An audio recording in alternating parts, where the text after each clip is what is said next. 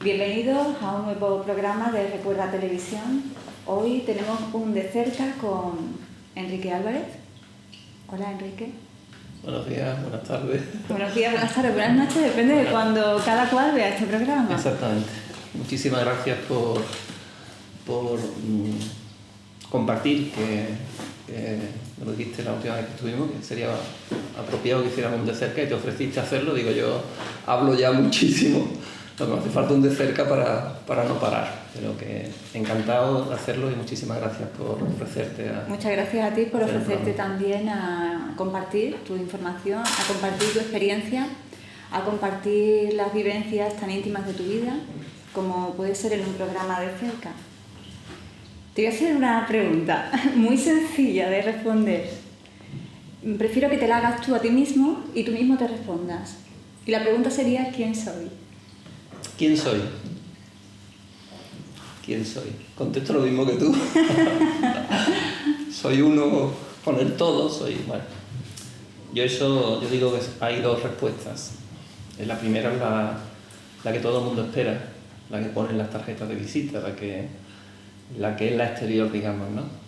Soy o he sido economista, auditor, asesor de empresas, he hecho muchas cosas a nivel profesional, digamos, y eso es lo que menos soy realmente.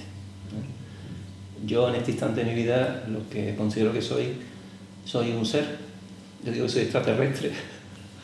Soy un ser que, si le pongo un adjetivo espiritual, lo que podemos llamar espiritual, soy una energía que ahora mismo habito un cuerpo físico, tengo una forma física, que es el cuerpo que se ve, que se llama Enrique este cuerpo, y que ha hecho desde este cuerpo todo lo que decía que soy a nivel exterior, pero realmente soy una experiencia de la divinidad, de la energía primigenia, de todo lo que es, que está reconociéndose a sí mismo de forma individual, para una vez que te reconoce a ti mismo, darte cuenta de que todo es una unidad. Y entonces soy esa energía, soy una individualidad de la divinidad que es todo, que a través de la experiencia en este cuerpo me doy cuenta de lo que he venido a hacer aquí, y una vez que me doy cuenta procuro practicarlo, aunque lo suelo decir, no siempre lo consigo, recordar quién soy, y sigo experimentando. ¿Cuándo llegaste a la conclusión, o lo has tenido siempre claro, que eres una conciencia individualizada viviendo una experiencia como un ser humano?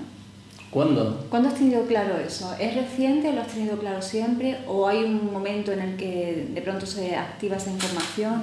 ¿La recuerdas? Bueno, yo he comentado lo que soy ahora mismo. Si me lo preguntas hace 20 años, pues por supuesto era otra cosa. Era solamente la parte externa, lo que he dicho primero. Diría, pues soy Enrique Álvarez, he nacido en Málaga y de una familia de clase media, en fin, les he contado mi vida. Y bueno, ocurre una serie de hechos en mi vida importantes que hacen que me plantee todo eso que creía que era. Y bueno, a raíz de esas experiencias tan fuertes, pues empiezo a buscar en otros sitios que antes ni se me habían ocurrido buscar, que básicamente en tu interior, en mi interior, a través de personas y grupos que me ayudan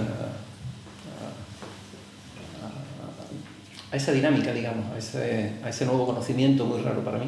A encontrar respuesta a tus preguntas, tal vez. Sí, empiezo a buscar y bueno, de esta respuesta, más o menos con otras palabras, pues hará, no sé, 8, 10 años, 12 años que puedo decir que esta segunda respuesta es la válida para mí a la pregunta que yo me hago, ¿quién soy?, ¿no? ¿Podrías definirte entonces como eres un observador, un actor, que cuando te individualizas en esta vida física estás desempeñando un personaje, y el personaje al principio no se da cuenta de que es el actor, ese observador, hasta que llega un momento que ocurre alguna sacudida de algún tipo por la experiencia de vida, y entonces despiertas, por llamarlo así, o descubres que realmente eres más que ese personaje que antes estabas desempeñando? ¿Podrías tener esa percepción? Sí, pero el despertar no es instantáneo, digamos. O sea, no ocurre algo y despiertas ya, sino ocurre algo en mi vida y ahí empieza un camino nuevo, una forma nueva de ver las cosas. Y en ese camino te vas dando cuenta de cosas. ¿Y qué fue lo que te ocurrió? ¿Qué experiencia fue la que te hizo? O sea, hay una experiencia que, por lo que yo estoy intuyendo, por lo que tú dices, te hace de un antes y un después en tu vida. Marca un antes y un después. Sí. ¿Cuál fue esa experiencia? Bueno, ahora hace unos años ya, cuando digamos en mi vida exterior, mi vida profesional, mi vida material, pues prácticamente lo había conseguido todo lo material, todo lo que te planteas de joven, cuando empiezas a darte cuenta de qué va la vida exterior, digamos, la vida que te han enseñado, lo que te dijeron de qué iba esto, ¿no? ¿De qué va la vida? Pues tienes que trabajar de jóvenes, tienes que hacerte un puesto de trabajo, tienes que competir, tienes que luchar, tienes que casarte, tener una hipoteca, tener una casa, tienes que luchar, en fin, te crees todo eso. Y cuando te crees todo eso y trabajas para eso y te esfuerzas para eso y lo consigues y vas consiguiendo cosas materiales, pues te vas dando cuenta, por lo menos en mi caso, que esas cosas materiales cada vez te dan menos lo que llamas felicidad, a lo que entonces creía que era la felicidad. Que no es felicidad, era una satisfacción, digamos, de demostrarle a toda esa gente que parece que estás viviendo para ellos, de que has conseguido el éxito, ¿no? Que estás cumpliendo sus expectativas. Sí, que están las suyas y las tuyas, porque te las han metido a ti. O sea, te han dicho, para ser feliz tienes que luchar, tienes que competir, tienes que ser el mejor, tienes que... Y cuando compites y eres el mejor, llegas a la conclusión de que eso no te está dando la felicidad. En principio sí. O sea, cuando yo hago las primeras posiciones, con muy jovencito, y presento una entidad financiera, y saco el número 1 de 1.600 plazas que se presentan hace muchos años, pues eso te llena, o sea, soy el mejor, ¿no? Y tal, y empiezas a trabajar y hacer las cosas bien, y te van ascendiendo, después me pongo a estudiar la carrera y sacas cosas, y dices, te vas sintiendo, yo sirvo para esto que me has dicho que sirvo, yo me manejo bien, y vas consiguiendo cosas, y te compras el primer coche, la moto, compras la casa, el chalet, y empieza ya con el barco, y empieza... Entonces, cuando tienes un nivel ya que has conseguido eso, y en mi caso muy joven, conseguir un nivel de ingreso muy importante y costearte las cosas que en principio pensaba que estaban muy lejos, pero que las tienes a mano, ¿no? Entonces esa felicidad cada vez dura menos. Esa felicidad de entonces cada vez dura menos, ¿no? Es un poco la satisfacción de conseguir eso, pero de conseguirlo exteriormente, e insisto, para que los demás vean que eres de éxito, ¿no? Que guay, que no sé qué, y qué coche más grande, y qué deportivo no sé qué, y qué viaje más exótico, y te vas a esquiar con qué ropa de esquí la mejor que hay, ¿no? Entonces, claro, cada vez te das cuenta que... El logro del reconocimiento no te llena, no suele llenar durante una etapa un sí, tiempo. durante una etapa sí, te encuentras bien, pero ya cuando dices, bueno, ¿y qué más tiene la vida? ¿Qué más? O sea, si lo que quieres conseguir es un chalet en Marbella, un duplex, perfecto, en primera línea, lo tienes, ¿ahora qué? El Mercedes más grande, el deportivo más grande, vale, ¿y ahora qué? El barco, vale, ¿y ahora qué? Seguimos buscando, es decir, logramos todo eso material y seguimos buscando. Sí, una frase mía de entonces, lo recuerdo, es: el mundo es de los insatisfechos. Tienes que estar siempre insatisfecho para seguir queriendo más cosas. Es una frase mía de entonces. O sea, es tremendo, ¿no? Y llegado a ese nivel, mi incesante búsqueda, digamos, de satisfacción exterior, de buscar esa felicidad en lo de fuera, cuando ya no sé lo que te queda por conseguir. A lo mejor, yo qué sé, un chalet, vivía en Santa Clara, ¿no? Un chalet con una familia preciosa, con 2 hijos preciosos, todos sanos, en fin. Bueno, ¿qué pasa? Entonces ahí, esa huida mía hacia adelante desemboca primero en una separación matrimonial. La separación matrimonial, yo ahora con la distancia la veo que fue un tema producto de mi insatisfacción, digamos, de mi afán por seguir esa rueda incesante que no sé a dónde llegaba. O sea, llevaba a un descarrilamiento, como ocurrió en mi vida, ¿no? Entonces, lo que ocurrió en mi vida, que tú me preguntas, es que a los pocos meses de separarme, en el recreo del colegio, bueno, lo pongo en situación primero. Yo vivía en Santa Clara, que es una zona residencial en Sevilla, de chalés. En el centro hay una zona de oficinas, y de locales comerciales arriba hay oficinas, ¿no? Y hay un colegio al lado, un anexo. Entonces yo vivía en Santa Clara, las oficinas mías estaban encima de esos locales, y como 50 locales de Santa Clara eran nuestros. Y había una serie de negocios que eran nuestros, entre ellos un centro médico. Entonces el colegio de justo enfrente al local era el colegio donde iban mis hijos. Entonces nuestro hijo mayor, Pablo, tenía 14 años entonces, tenía de nacimiento una miocardiopatía congénita. O sea, eso para el que no sepa es lo que se dice corazón de atleta. La pared interventricular era más gruesa de lo normal, que las exteriores. Entonces el riesgo que tenía era pues, una situación de paro cardíaco instantáneo, ¿no? Entonces estaba contraindicado a hacer deporte, pero bueno, él conmigo siempre hemos jugado golf, hemos esquiado, era una persona, ya lo estoy diciendo, ¿no? muy dada a los deportes, sin poder hacerlo, ¿no? Entonces, en unas navidades nos fuimos a esquiar a los Pirineos, 40 y tantas personas aquí de Sevilla, amigos, familiares y tal. Y a la vuelta a los Pirineos, ahí fue probar con mi mujer si podíamos seguir juntos o no. Y ahí yo esquiaba con mis hijos, mi mujer iba por otro lado, ¿no? Entonces, cuando volvimos, a primeros de enero, me separé físicamente. Y a los 4 meses de separarme, me llaman del colegio a la oficina, que mi hijo Pablo se ha mareado. Entonces yo bajo de la oficina, voy al centro médico, cojo al director médico y me presento, cruzo la calle en el recreo del colegio. Y allí está el 061, emergencias, con mi hijo en el suelo, tratando de recuperarlo. Entonces al médico le digo que si, ¿qué tiempo lleva parado? Dice, lleva 3 o 4 minutos tratando de recuperarlo. Yo sí algo que recuerdo de esa época, recuerdo vivamente, es que yo quería estar con mi hijo en esos momentos. O sea, yo estaba tremendamente tranquilo. O sea, en ese momento yo presentía lo que estaba pasando y lo que yo tenía una inmensa paz. Tengo que decir que en mi vida anterior yo nada más que leía libros de economía, de empresa, para ser mejor profesional. O sea, no caía en mis manos nada que no fuera profesional, que fuera de empresa, de negocios, de actividades empresariales, de economía. Bueno. Y no sé quién o cómo llegó a mis manos un libro que se llama El libro tibetano de la vida y la muerte, de Sogyal Rinpoche. Y ese libro llegó unos meses antes de que ocurriera este hecho, ¿no? ¿Pero no lo habías leído? Sí, lo leí. ¿Lo habías leído? Lo leí además con mucho detenimiento porque decía cosas muy raras. Decía cosas muy raras. Y ese libro empecé a subrayar cosas rarísimas. Es un libro apasionante, después lo he leído varias veces, pero en aquel entonces decía cosas sorprendentes y tremendamente raras para mí, no entendía nada. Pero los libros yo no los leo, sino yo los estudio, los trabajo, los subrayo. Y ese libro lo había leído sin entender muy bien lo que significaba, ¿no? Ese libro la vida me lo trajo para prepararme para ese momento. Lo veo ahora, ¿no? Y te decía antes que en ese momento tan duro yo tenía una tremenda paz. Entonces yo quise acercarme con mi hijo, cogerle la mano y estar con él. Quise estar con él y que muriera en paz, pero conmigo. Y no me permitieron estar con él. Y yo en vez de... Después lo contaré ahora si quieres.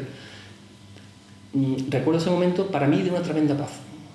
Yo quería estar con mi hijo acompañándolo a esa muerte, ¿no?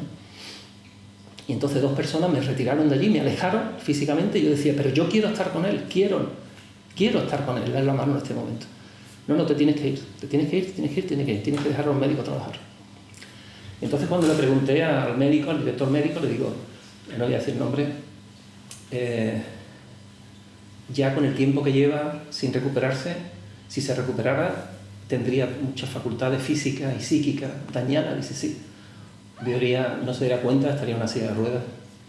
Entonces cogí a la madre, que llevaba 4 meses separada, y le dije que nos desapegáramos de él. Digo, vamos a desapegarnos de Pablo, vamos a darle las gracias por los años que ha vivido con nosotros y vamos a dejar que muera en paz. Vamos a dejarlo. Y entonces con la madre lo hicimos, le dimos las gracias y Pablo murió.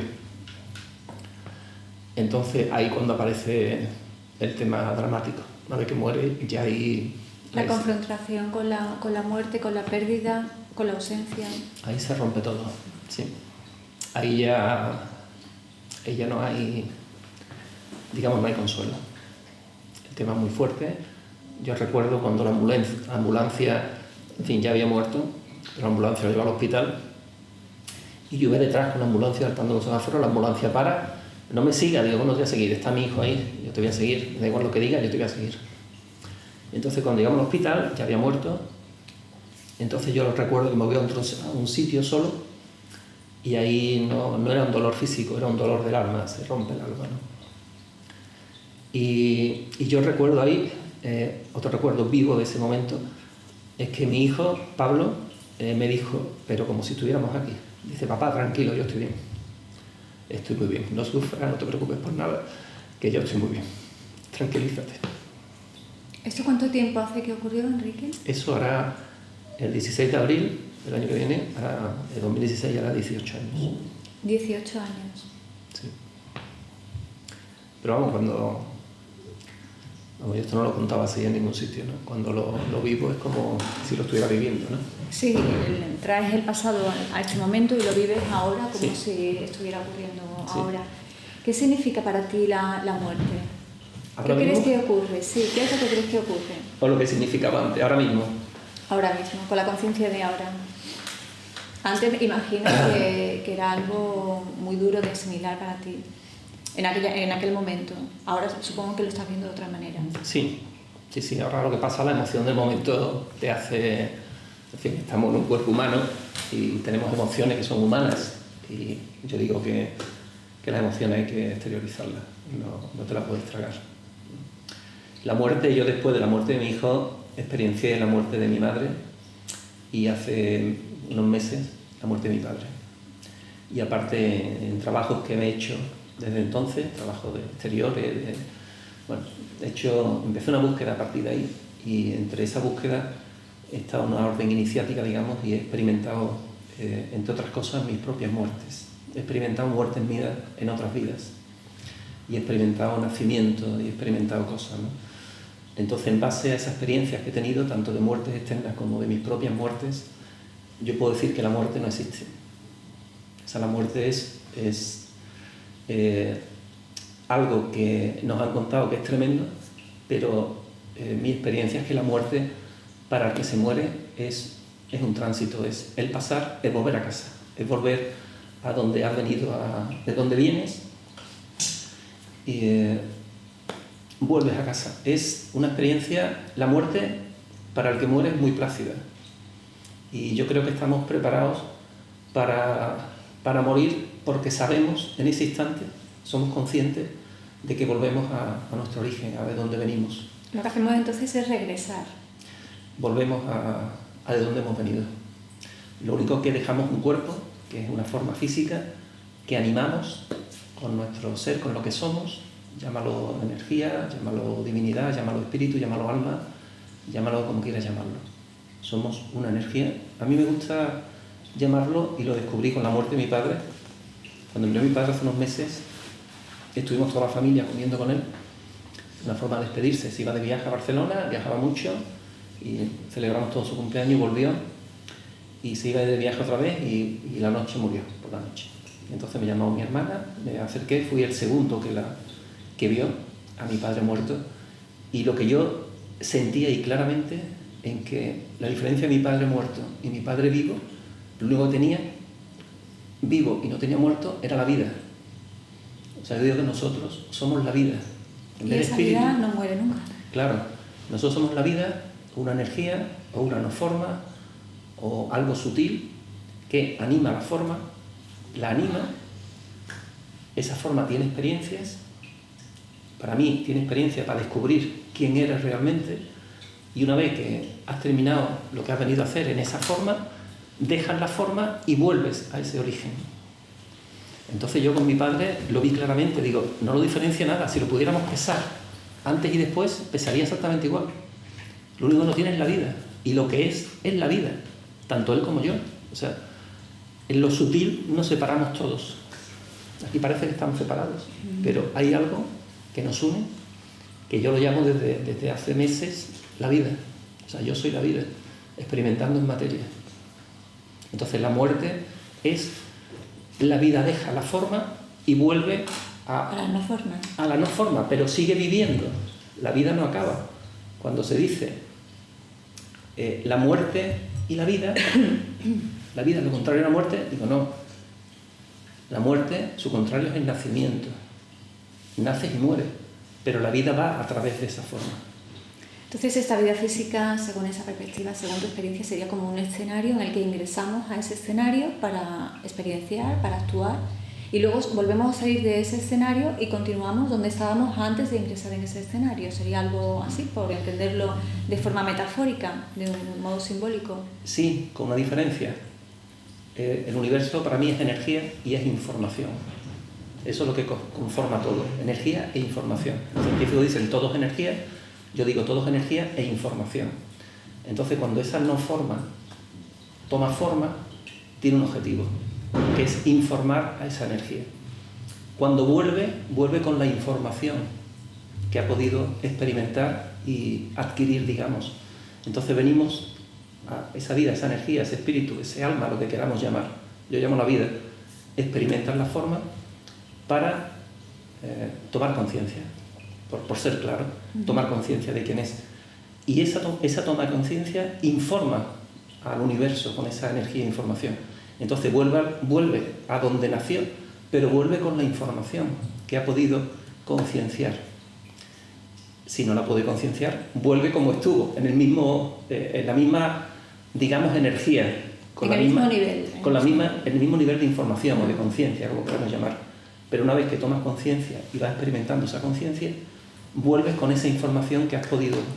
Porque esa información, ese nutrir al universo de esa información, nutrir a esa energía de esa información, solamente se puede nutrir en la forma. Por eso es muy importante que esa no forma actúe en la forma y nutra la información a la no forma. No sé si me estoy liando, me estoy explicando. Sí, no te estás explicando perfectamente. Esas son las conclusiones a las que tú llegas después de tu búsqueda a través de esa experiencia que te impacta, te sacude a nivel conciencial. Sí. Supone un antes y un después. Inicias una búsqueda para encontrar respuesta a lo que te ha sucedido, a lo que ha ocurrido, y en esa búsqueda para encontrar respuestas, a lo largo de un tiempo, de unas experiencias, vas encontrando ese tipo de respuestas. Sí. Luego, de alguna forma, este ser que se fue, que se llama Pablo, está en su origen, donde estaba antes de ese ingreso en el nacimiento, viviendo otra experiencia. Bueno, no sé dónde estará. Para mí hay distintos tipos de experiencias.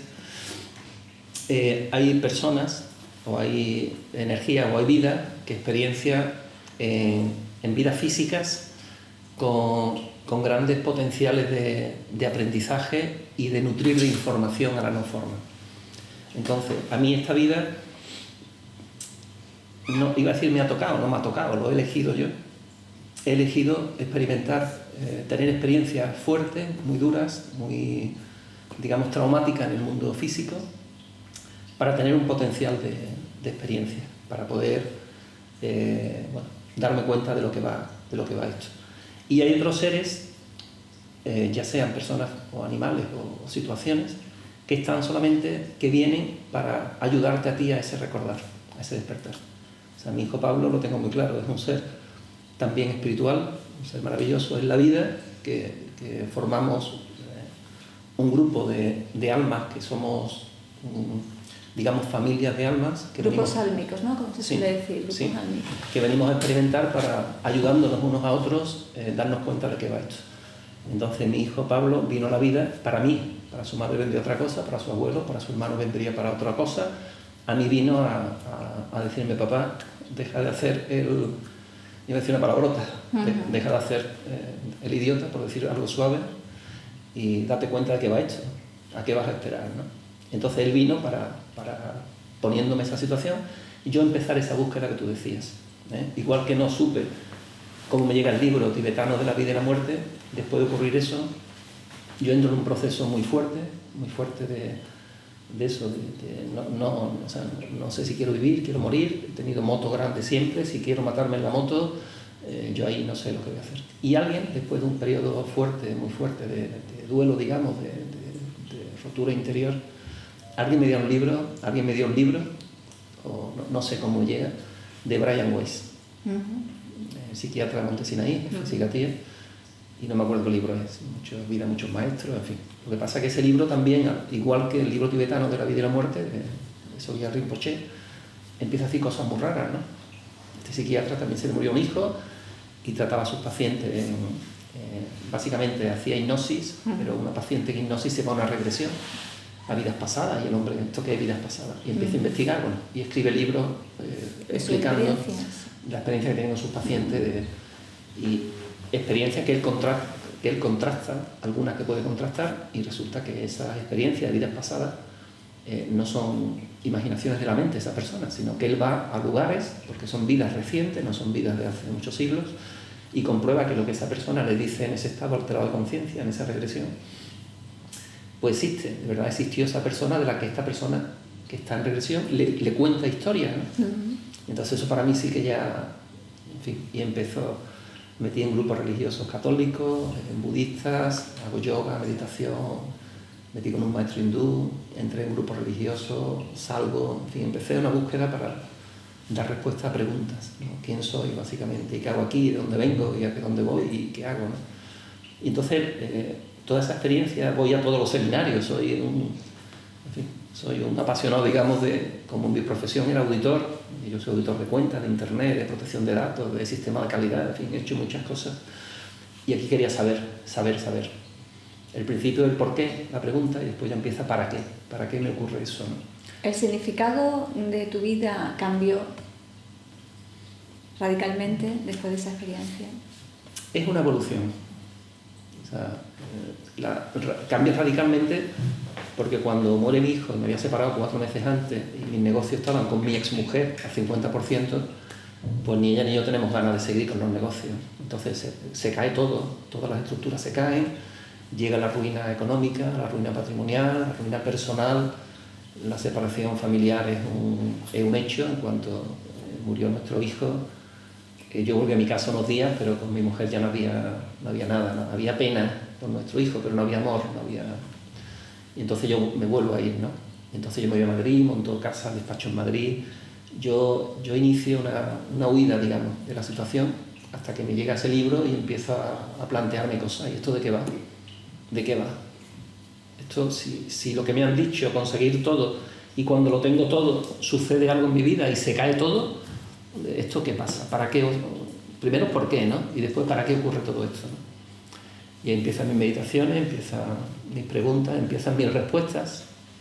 Hay amigos, compañeros que me dicen, claro, todo eso que tú dices de esas vidas y que existen otras vidas, digo, hombre, yo no puedo, demuéstrame que existe la muerte. Digo, yo no puedo demostrar, yo puedo compartir mi experiencia, pero demostrar no puedo demostrar nada. Demuestra el amor hacia un hijo, eso no se puede demostrar. Demuestra, yo qué sé, cómo funcionan los teléfonos móviles, ¿no? Hombre, a lo mejor eso lo pueden demostrar los técnicos, los ingenieros, sí, los ingenieros de telecomunicaciones lo pueden demostrar, pero no lo ven, ¿no? Y que todo está lleno de ondas, no lo ves, hasta que hay una máquina que demuestra que eso se puede hacer. Entonces, porque no lo puede demostrar no significa que no exista. Lo que sí podemos compartir, y este programa se trata de compartir las experiencias, ¿no? Y mi experiencia es que eso, detrás de una experiencia muy fuerte y muy dura, hay una gran enseñanza. Y contestando tu pregunta, no es un momento, el momento es el que te da un nuevo comienzo, un nuevo plantearte la vida. Entonces yo, cuando empiezo a plantearme otra situación y en vez de buscar fuera de mí, empiezo a estar en silencio, pero eso después de un periodo que yo cifro en un par de años quizá, de tremendo duelo, de tremendo dolor, de llorar por las esquinas, de no saber dónde meterme, de no saber si matarme o no saber de qué va esto, ¿no? Entonces después de ese periodo ya empiezas a encontrar dentro de ti situaciones, ¿no? Y emociones, y encuentra, digamos, respuestas.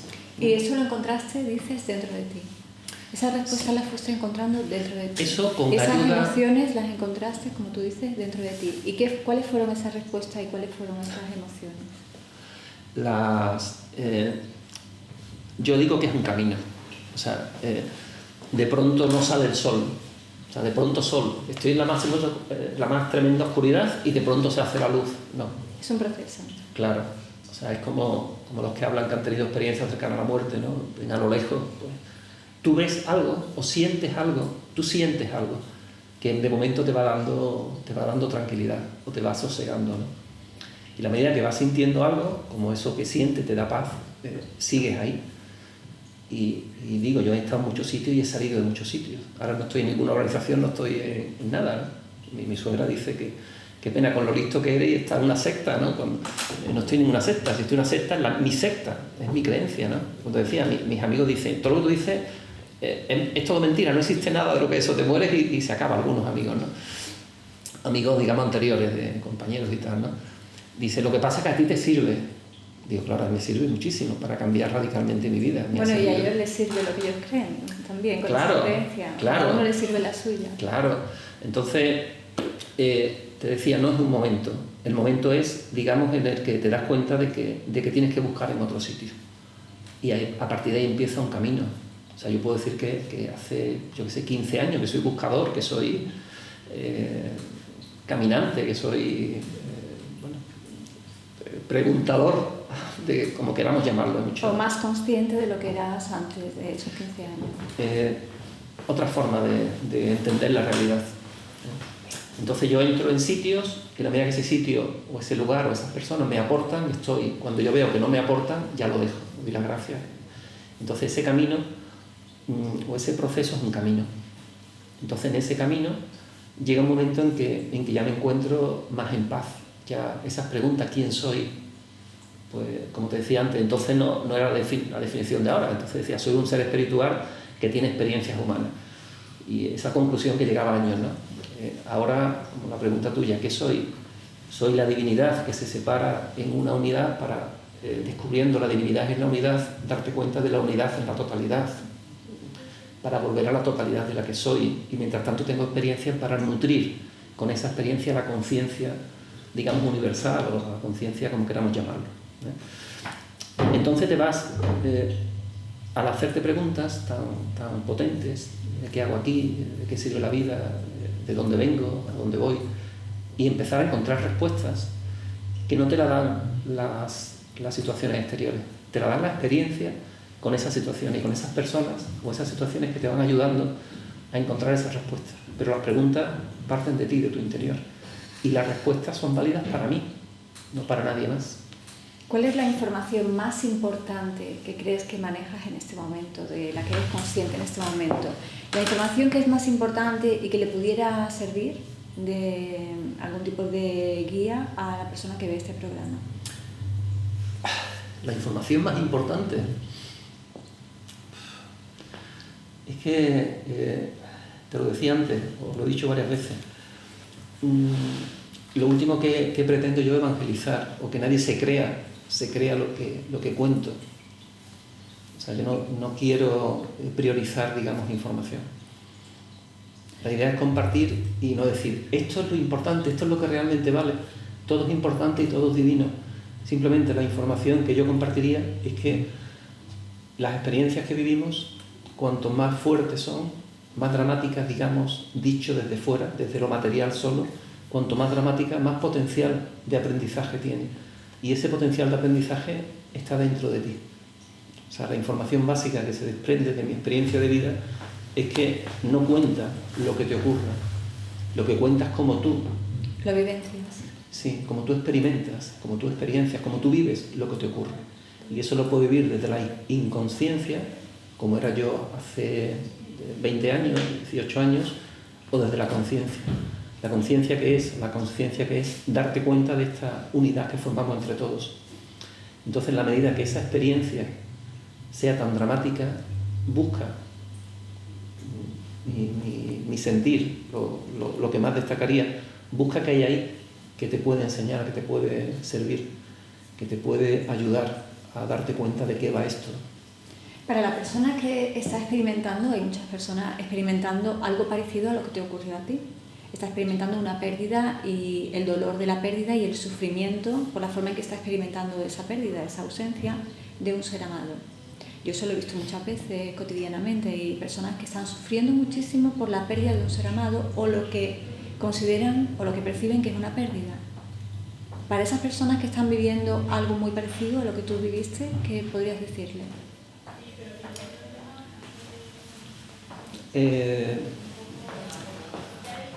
Depende de su nivel de conciencia, la ve de una forma o de otra. Hay personas que le ocurre Sí. lo mismo que a ti te ocurrió. Sí, sí. Hay personas que cuando se les va un ser amado o cuando perciben que han perdido a un ser amado, se plantean y se cuestionan el hecho de seguir viviendo. Sí. Hay muchas personas que le ocurre eso. Sí. Y puede ser que haya personas que están viendo en este momento este programa y les pueda servir. Sí, Julia, pero te decía eso, depende del nivel de conciencia. Si yo conozco a la persona y sé que está en un camino de conciencia, que está experimentando otras cosas, que está haciendo meditación, que está haciéndose esas preguntas, entonces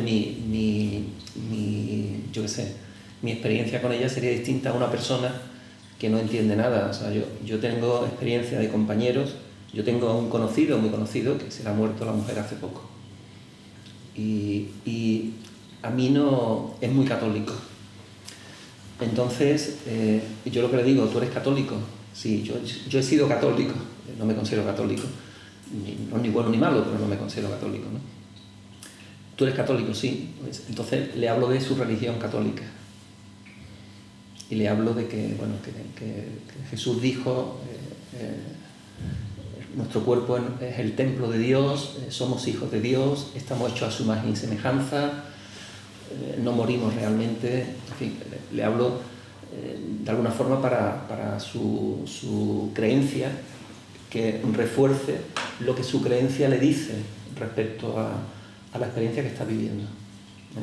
Si es una persona que no cree en nada, absolutamente en nada, en esos momentos, el momento de duelo, por mi experiencia, no se atiende a nada. No se atiende a nada.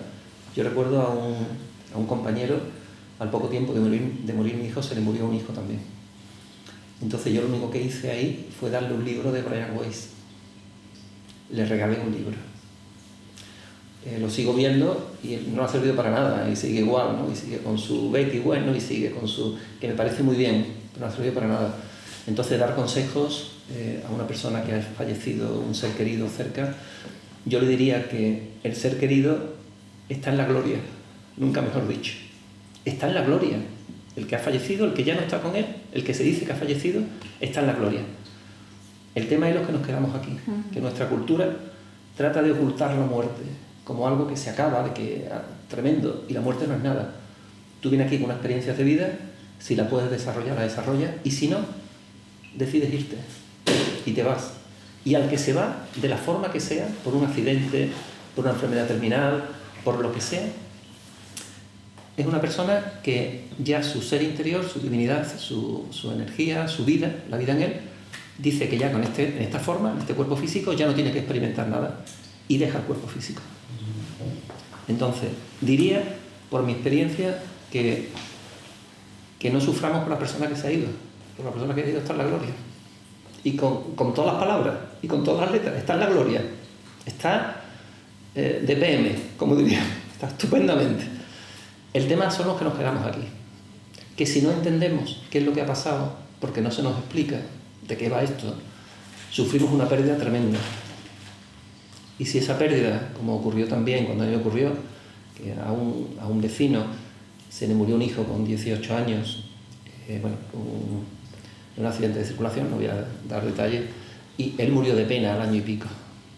O sea, la experiencia de esa persona que se va, a ti, que estás viviéndolo, te puede servir de mucho. Depende del nivel de conciencia, depende cómo interpretes esa muerte, que insisto, no es muerte. Es un cambio. Si es muerte, es contrario al nacimiento. Yo comentaba mis experiencias, en esta orden que he estado, mis experiencias de muerte han sido muy placenteras, mi experiencia de nacimiento fue traumática. O sea, yo he revivido mi nacimiento en esta vida en un estado, digamos, alterado, y yo no quería nacer. No quería nacer. O sea, cuando estás ahí tienes la conciencia de lo que vienes a experimentar. Yo era consciente de lo que iba a experimentar, de tanto dolor como iba a experimentar. Yo no quería nacer. En el último momento te arrepentías.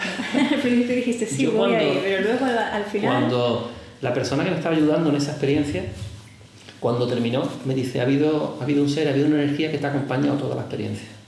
Digo, yo la he sentido también. Yo sentía que era la energía de mi hijo Pablo. que me acompañó en esa experiencia de revivir mi nacimiento. Y la experiencia fue tremenda, o sea, de no querer nacer. Y sin embargo, las experiencias de muerte que he tenido han sido muy placenteras. Por tanto, lo que lo diría, y por pasar a tu tema si quieres, o lo que tú quieras, por el que se ha muerto, no sufráis. Él está en la gloria. Es la cuarta vez que lo digo, pero así lo siento. Él está en la gloria. A vosotros, ahí hay un gran potencial de aprendizaje. Si se muere una persona por accidente, hay un gran potencial de aprendizaje. Si se muere mayor, hay un gran potencial de aprendizaje. Si se muere niño, muy potencial de aprendizaje. Ya está en ti sacar esa experiencia. Y ahí, cuando a mí me ocurrió eso, había poco. Ahora hay muchísimos sitios donde acudir con personas que pueden ayudar a que esa persona descubra o empiece un camino distinto. Y ese duelo que a mí me duró unos años y que me sirvió para evolucionar, para tomar conciencia, como queramos llamarlo, ese camino ya puede ser muy corto. O sea, son experiencias que nos ponemos de acuerdo con la persona que se va para vivirlas. Ahora estoy recordando el fragmento de un libro que dice: la muerte no es nada, nada ha ocurrido, solo me he ido a esperarte durante un intervalo a un lugar muy próximo, a la vuelta de la esquina. Eso es así. Recuerdo ese fragmento que me encantó y tenía que ver con una carta que deja una persona que se marcha y se la deja escrita a la persona que se queda. Es así. Lo que pasa es que yo entiendo que el que se queda sufre una pérdida tremenda. Entonces, ¿qué es lo que no aconsejar? ¿Qué es lo que puedes compartir? Procura estar desapegado de todo. Desapégate de todo, porque todo lo que existe, todo lo material, todo lo que nace tiene un tiempo físico y desaparece. Es como una rueda, ¿no? Sería una rueda que es un ciclo, y cuando termina ese ciclo, pues comienza otro ciclo y ya pues cambia la situación. Claro. Todo lo que nace muere, todo lo que ha nacido muere. Todo lo que te llega lo vas a soltar. Entonces, disfruta de todo, pero sin apegos. Ni siquiera a la persona, no te apegues a las personas. Quiérelas, ámalas, a tus hijos, ámalo, a tu pareja, ámalo, a tu socio, ámalo, a tu principal enemigo, ámalo porque te está enseñando. Entonces, ámalo, pero con desapego. Yo, otra cosa que experimentaba antes, como yo veía la vida era, si imaginamos una moneda, esto es una moneda, yo estaba pegado a lo material. Ahora lo veo con la mano, digamos, extendida, y lo que llega a mi vida, ya sea una situación, una persona, le doy las gracias. Cuando esa persona, si por lo que sea de experiencia de vida, que no soy consciente ahora mismo, se tiene que ir, le daré las gracias, como se la di a mi hijo Pablo en su día, pero siendo consciente de que no se va a ningún sitio, o sea, cambia, digamos, de dimensión, cambia de forma, cambia la forma por la no forma, pero no va a ningún sitio físico. Entonces la forma es, no el consejo, la experiencia es: vive, disfruta la vida, ama, pero nunca con apego. Con la persona que te llega, la situación que te llega, agradécelo, te va a enseñar. Cuanto más fuerte es la experiencia, más potencial de enseñanza tiene, y en ti está descubrir ese potencial de enseñanza. Y cuando se va, darle las gracias. Estoy completamente de acuerdo contigo, con esa percepción de la experiencia, y creo que es la percepción más saludable y la forma de entenderlo que nos puede llevar a experimentar paz. Yo recuerdo cuando fallecieron personas de mi familia, no tan allegadas como te ocurrió a ti, no ha sido una experiencia tan fuerte, porque eran personas mayores que por edad biológica les tocaba, y a mí lo que me dio muchísima paz es observar que la vida que habíamos vivido juntas había sido una vida con amor, con mucho cariño, y que todo había sido cariño y amor entre la persona que fallecía y yo. Y esa relación de amor a mí me parecía un éxito en la vida, me parecía un éxito. Y a mí eso me daba mucha paz. Esa persona se había marchado, entre comillas, pero la experiencia que habíamos disfrutado juntos era una experiencia de éxito total, porque había sido una experiencia en la que había habido muchísimo cariño, muchísimo amor. Y me daba mucha paz pensar eso. Sí, yo te puedo contar dos experiencias en mi vida respecto a lo que tú comentas, ¿no? Una es con mi hijo Pablo. Y una de las cosas que me ayudó a primero aceptar la situación de la muerte, porque hubo personas en mi familia o en la familia de mi mujer entonces que no aceptó la situación. Aceptar la muerte de mi hijo, lo primero es la aceptación de lo que ha pasado. Y me ayudó lo que tú estás diciendo. Con mi hijo Pablo, a pesar de que estaba contraindicado desde pequeñito el hacer deporte, hemos hecho de todo, viajamos por todo el mundo. Jugamos a golf, lo decía antes, y era espectacular, cogía el palo y le daba con naturaleza, pero si no, cogía una pala de tenis o de lo que fuera, y esquiaba, se ponía uno de esquí y esquiaba solo. Digo, ¿pero esto qué es? Hemos hecho de todo y vivíamos con mucho amor, digamos, con muchísimo amor. Lo importante es que el tiempo que pasamos juntos en esta vida, que lo pasamos con la máxima calidad. Sí. Y la máxima calidad tiene que ver con el amor. Una vez más volvemos a la misma clave sí. existencial, la misma clave de conciencia. Sí. La otra experiencia que te quiero contar es una experiencia, ya lo puedo contar porque ha sido, quitándola el hecho de mi hijo Pablo, el principal maestro en mi vida, que ha sido mi padre, que falleció, ¿no?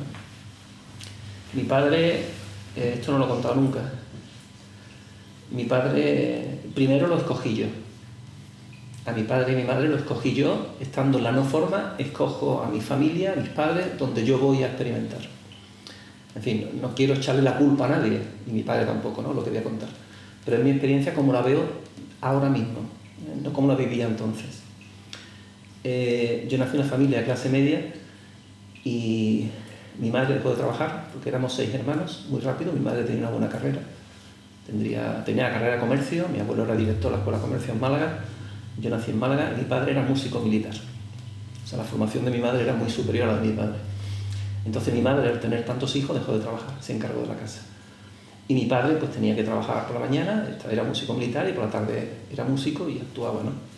Entonces yo me considero la época, o me consideraba, como una fuerza de trabajo. O sea, mi padre en mi vida me ha dicho te quiero. Nunca. Yo no recuerdo a mi padre haberme dado un beso, nunca. Nunca. Yo recuerdo a mi padre con un cinturón, yo era muy travieso, sí, y me pegaba con un cinturón de militar y me pegaba buenas palizas. Entonces, con 15 años termino sexto y revalida y me ponen a trabajar. Yo podía haber estudiado una buena carrera y haber hecho... Y me ponen a hacer oposiciones. Con 16 años saco unas oposiciones bancas muy buenas, el número 1 de 1600, lo decía antes, y a trabajar. Y prácticamente todo el dinero que ganaba para mis padres. Mi padre deja de trabajar, el hermano mayor lo pusieron a trabajar, yo me pongo a trabajar, y el hermano siguiente lo ponen a trabajar. Y estoy contando fríamente lo que pasó. Ahora diré la interpretación mía, ¿eh? Pero es un poco mi experiencia donde me lleva, ¿no? Y yo lo recuerdo una niñez muy amable, porque estábamos en la calle, se vivía de otra forma, no había los dispositivos móviles, vivías en la calle y eras libre. Con 7 años me perdí en una cofradía, yo tenía dinero, sabía montar un autobús, en fin, yo he sido muy independiente siempre. Pero esa situación que te decía de amor, con mi padre, que insisto, lo escogí yo, era... mi padre tenía yo miedo. Entonces, en cuanto me puse a trabajar, yo recuerdo, empecé a trabajar con 16 años, con 14 yo fumaba y bebía. Yo ahora ni fumo ni bebo, por supuesto, pero fumaba y bebía, porque estaba prohibido.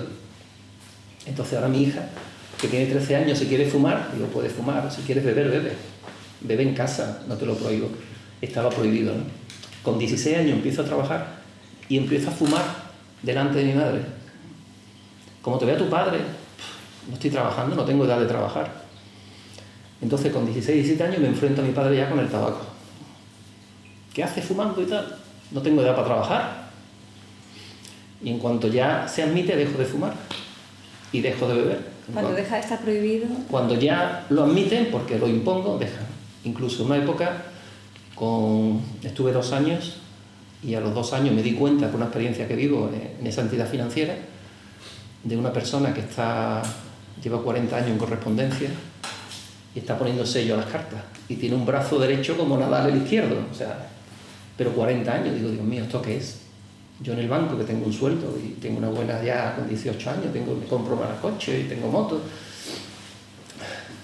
Total, yo quiero hacer algo, estudio como nocturno y empiezo en la universidad.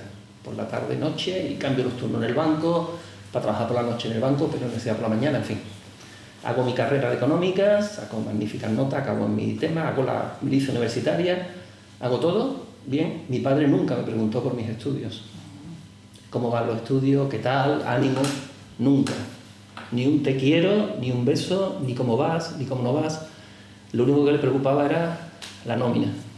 ¿Tu padre era así con todo el mundo o solamente Era contigo?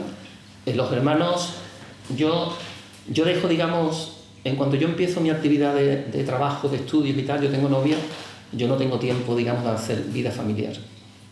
Entonces yo, de hecho, en una ocasión me voy de casa, me voy. Pero claro, yo trabajando y estudiando y por la noche no tengo tiempo de nada. Yo vuelvo a mi casa, que era como una pensión, donde yo entrego un sueldo, pero yo no vivo, no hago vida, digamos, familiar. Yo voy a dormir, a comer y a estudiar. Que me dejen tranquilo y voy a estudiar. Pago mi nómina y además había tremendas peleas con mi padre, porque cuando llegaba, yo por ejemplo, cuando me quise casar, empiezo a hacer horas extras en el banco, para que me paguen más, para ahorrar la nómina del dinero que gana, el 60% aquí, para contribuir. Mi madre no trabajaba y mi padre dejó de trabajar muy joven, con 40 años, porque tenía los hijos para trabajar. O sea, ¿tu padre deja de trabajar para que trabajéis vosotros para él? Mi padre, que era músico, le descubren una pequeña lesión en el corazón, tocaba instrumentos de viento, no puede hacerle fuerza, y entonces se retira.